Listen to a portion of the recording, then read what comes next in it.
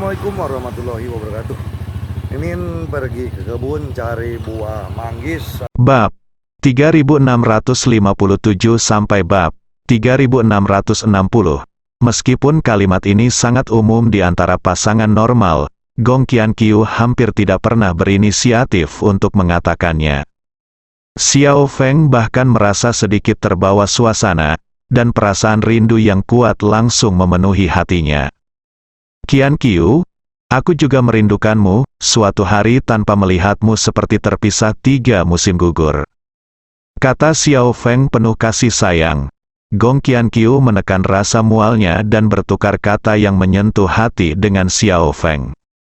Kemudian dia mengganti topik pembicaraan dan bertanya, ngomong-ngomong, apakah Yu Feng Tianxi sudah menjelaskan situasinya kepada tuannya?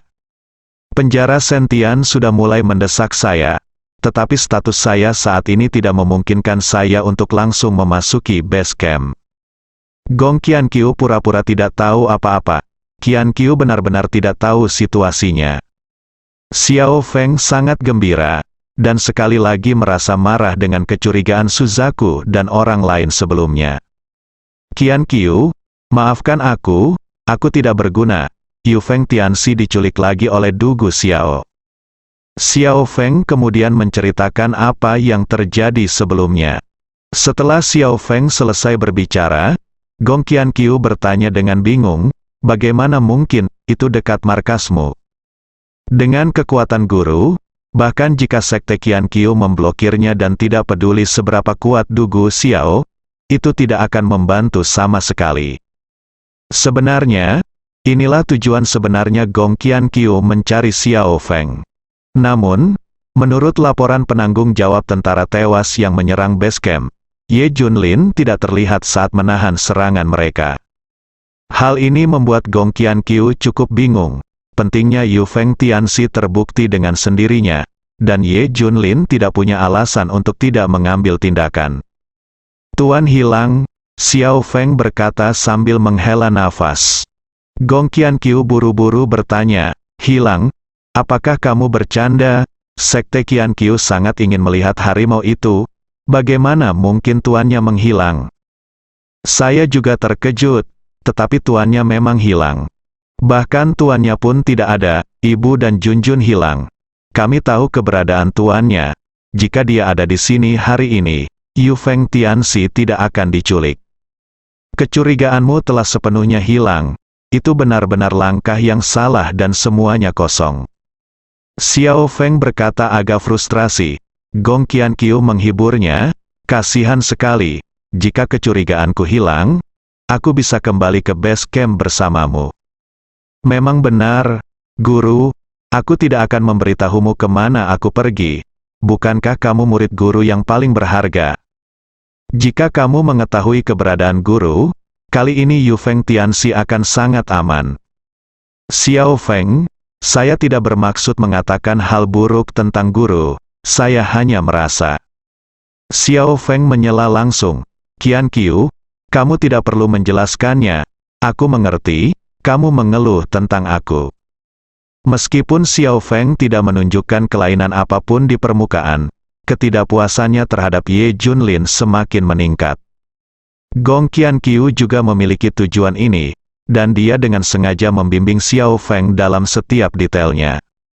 Gong Qiankyu percaya bahwa pembekuan 3 kaki tidak terjadi dalam sehari, selama ada cukup akumulasi emosi. Kemudian Xiao Feng dapat melakukan beberapa tindakan luar biasa. Oke, jangan merasa bersalah, mungkin guru menyembunyikan sesuatu.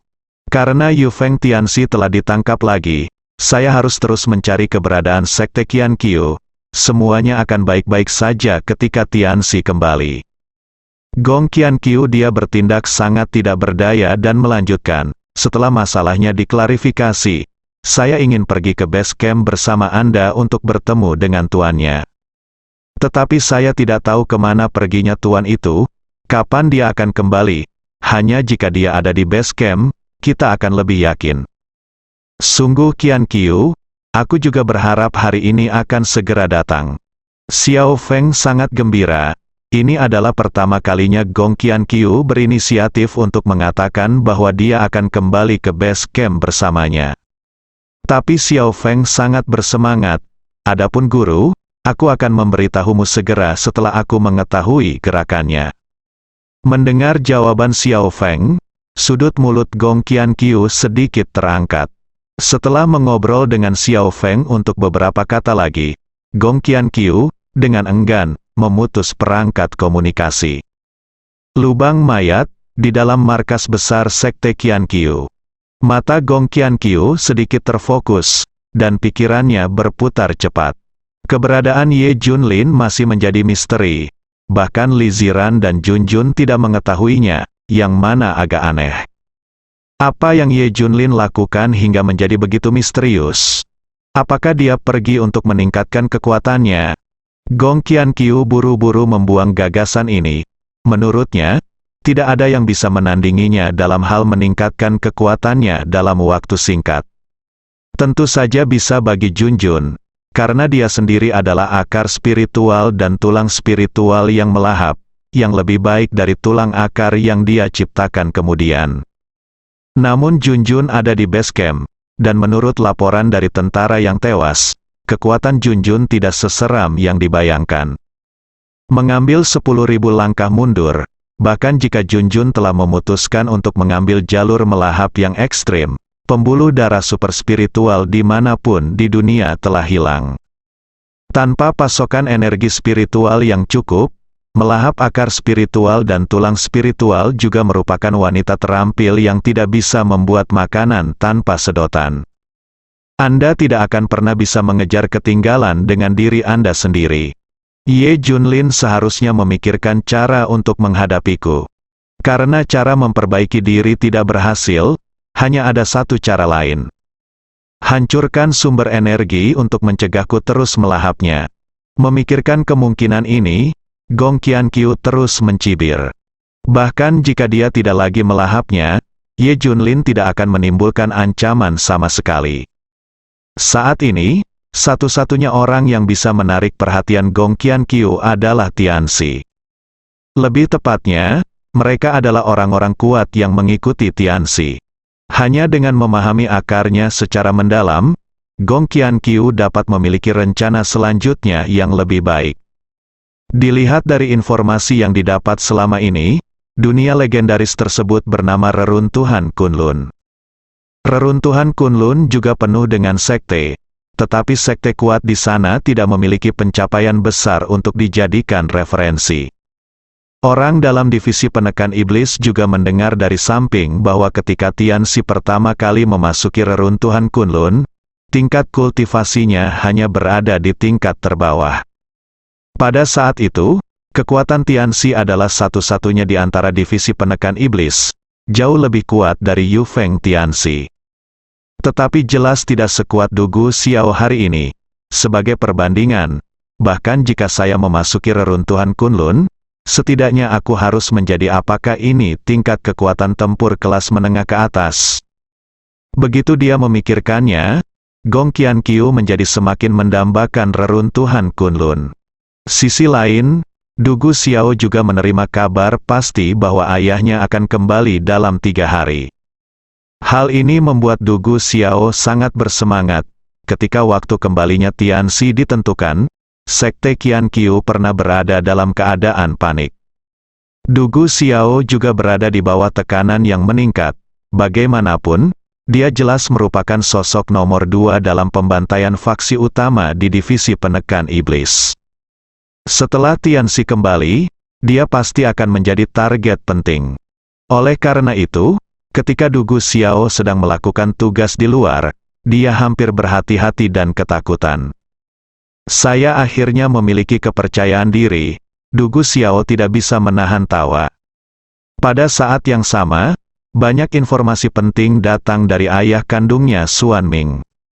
Secara khusus, dia memperkenalkan beberapa reruntuhan Kunlun dan situasinya sendiri. Xuan Ming kini telah bergabung dengan sekte jahat di reruntuhan Kunlun bernama Taixu Shenzong. Taixu Shenzong mengambil jurusan ilmu pedang. dan kekuatan keseluruhannya jauh lebih kuat daripada sekte Qiongkong tempat Tianxi bergabung. Hanya saja Taixu Shenzong tidak memiliki pedang dewa asli. Jika tidak, dengan mengandalkan kekuatan para ahli terbaik di sekte tersebut, status sekte ilahi Taixu di reruntuhan Kunlun pasti dapat ditingkatkan ke tingkat yang lebih tinggi. Anda harus tahu bahwa dalam sekte budidaya pedang sungguhan, senjata ajaib yang tiada taranya dapat membuat orang terkuat menjadi lebih kuat dan efektivitas tempurnya melonjak. Ini juga sesuatu yang selalu dikhawatirkan oleh Taixu Shenzong. Karena alasan ini, para murid di sekte tersebut mencari pedang dewa kemana-mana untuk mencapai kesuksesan yang cepat di sekte tersebut. Tentu saja, sekte ilahi Taixu sekarang dapat dianggap sebagai sekte tingkat menengah di reruntuhan Kunlun. Hanya saja karena kekuatannya, Xuan Ming tidak dapat menghubungi pejabat senior inti sebenarnya dari sekte ilahi Taixu. Namun setelah bertahun-tahun bekerja keras dan kerja keras, Xuan Ming juga memperoleh status tertentu di sekte ilahi Taixu. Justru karena inilah Xuan Ming diikuti oleh beberapa orang kuat di sekte tersebut ketika dia kembali kali ini. Namun kata-kata Xuan Ming selanjutnya membuat hati Du Gu Xiao bergetar. Yang kuat yang dibawa oleh Tianxi memang kuat, tetapi yang ada di sekitar ayahku kualitasnya lebih rendah. Kata-kata Xuan Ming membuat suasana hati Du Gu Xiao tenggelam ke dalam dasar. Dalam analisis terakhir, orang-orang kuat di reruntuhan Kunlun lah yang benar-benar dapat menentukan hasil pertempuran. Tapi kamu tidak perlu terlalu khawatir. Mereka yang mengikuti ayahku juga adalah para jenius dari sekte Taixu Shen.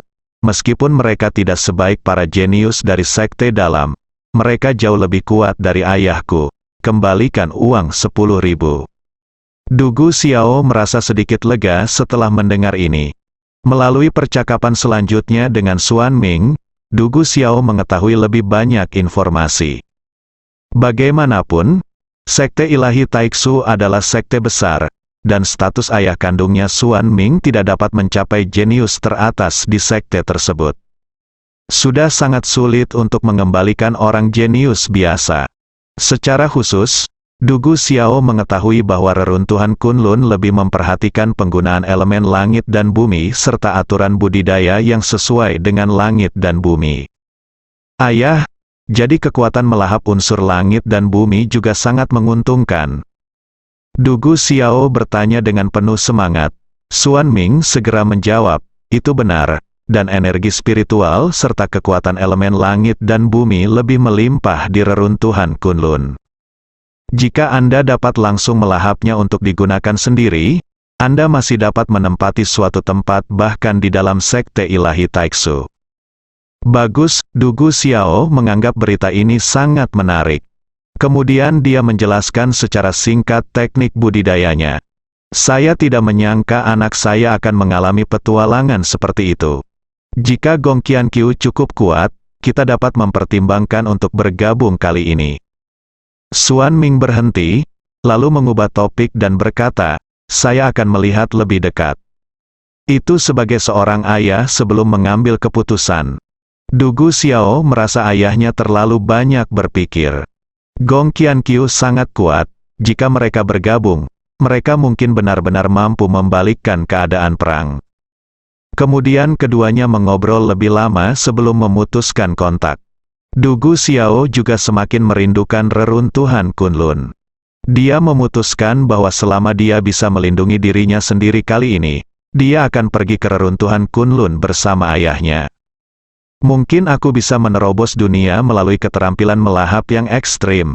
Du Gu Xiao berpikir dengan penuh semangat. Sisi lain, di dalam base camp, setelah penyelidikan mendetail oleh Suzaku dan lainnya, petunjuk penting akhirnya ditemukan. Su Qingya dan yang lainnya menghilang di dekat base camp. Terutama Xiao Feng yang masih bertanggung jawab atas perimeter hari itu. Selain itu, Yu Feng Tianxi juga diculik di bawah hidung Xiao Feng belum lama ini. Xiao Feng pasti tidak dapat dipisahkan.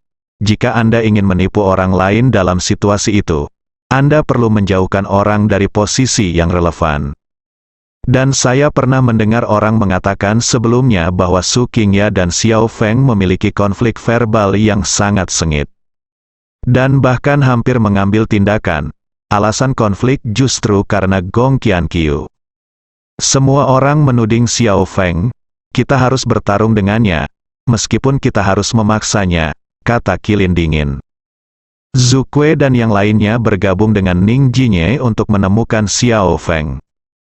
Benar saja, saya menemukan Xiao Feng yang sedang berlatih di bidang seni bela diri di base camp. Melihat kerumunan yang agresif, Xiao Feng mengerutkan kening. Dia bisa dengan jelas merasakan kemarahan dan permusuhan beberapa orang. Beberapa orang dengan cepat mengepung Xiao Feng di tengah. Xiao Feng, apakah kamu sudah menghubungi Gong Qianqiu lagi baru-baru ini? Atau apakah kamu sudah bertemu dengannya lagi? Xiao Feng, bisakah kamu berhenti membantu orang lain melakukan kejahatan?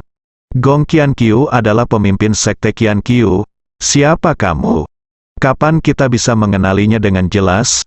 Suzaku dan yang lainnya berbicara dengan nada yang sangat kuat, seolah-olah mereka sedang menanyainya. Wajah Xiao Feng menjadi semakin jelek, matanya semakin dingin. Apakah kamu sudah selesai?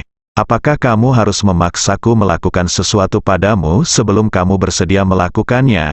Xiao Feng hampir meraung, merasakan emosi di dalam hatinya hampir meledak.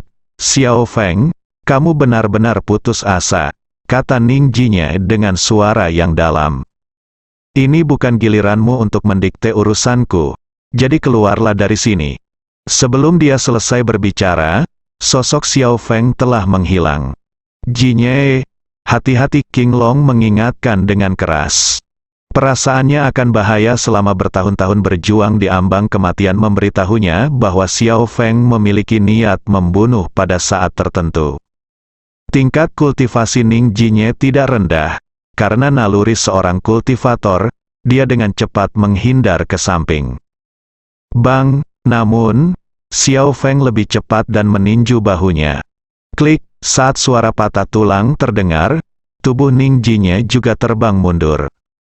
Kamu berani menudingku dengan kemampuan kecil ini? Siapa yang memberimu keberanian? Xiao Feng berkata dengan nada merendahkan, dan kalian, bukankah kalian selalu suka membuat tuduhan tanpa bukti? Kalian hanya tahu cara mengincar Qianqiu dan aku. Hari ini aku hanya ingin menyelesaikan akun lama dan baru denganmu. Ayo, kita lakukan bersama-sama. Mata Xiao Feng membelalak, warnanya merah, dan aura di tubuhnya sangat ganas. King Long dan yang lainnya sangat terkejut sesaat. Tentu saja dia lebih kaget. Dia tidak pernah menyangka Xiao Feng akan menyerang Ning Jinye. Sepertinya kamu benar-benar gila, Suzaku, ayo pergi bersama. Mungkin kita bisa membangunkannya. Qilin telah lama menahan amarahnya, tapi Xiao Feng tiba-tiba mengambil tindakan dan meledakkan apinya sepenuhnya. Lalu tunggu apa lagi? Ambil tindakan. Xiao Feng juga sangat marah. Dia sudah lama merasa dikucilkan oleh semua orang, dan sekarang dia akhirnya melampiaskan emosinya yang tertekan. Namun begitu keretakan emosi ini muncul, rasanya seperti banjir yang meluap tak terkendali. Karena kamu tidak mengambil tindakan, maka aku di sini. Saat dia berbicara, Xiao Feng menghilang dari pandangan semua orang lagi. Detik berikutnya, Xiao Feng muncul di belakang Suzaku dan menamparkan punggungnya. Sudah terlambat bagi Suzaku untuk bersembunyi lagi. Pada saat kritis ini, sesosok tubuh tiba-tiba datang dan meninju telapak tangan Xiao Feng. Bang, dampak dari energi yang kuat tiba-tiba menyebar dari area kontak di antara tinju mereka. Xiao Feng segera mundur dan melihat lebih dekat. Sudah ada seseorang yang berdiri di depannya. Itu Junjun, kakak senior Xiao Feng. Apa yang kamu lakukan? Tidak bisakah kita menjelaskan apa yang ingin kita katakan? Apakah kita harus bertarung satu sama lain dengan tinju dan tendangan? Junjun berkata dengan suara yang dalam. Xiao Feng tertegun, ekspresinya berubah beberapa kali, namun pada akhirnya dia menahan keinginan untuk terus mengambil tindakan. Namun pada saat itu, pikiran untuk menelan skill Junjun muncul kembali.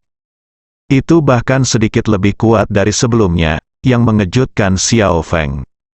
Jika mereka tidak saling memaksa dengan keras, bagaimana saya bisa mengambil tindakan terhadap mereka? Xiao Feng menunjuk ke arah Suzaku dan yang lainnya dan berkata, saya sudah mengatakan bahwa jika Anda dapat memberikan bukti yang meyakinkan, saya akan mati untuk meminta maaf.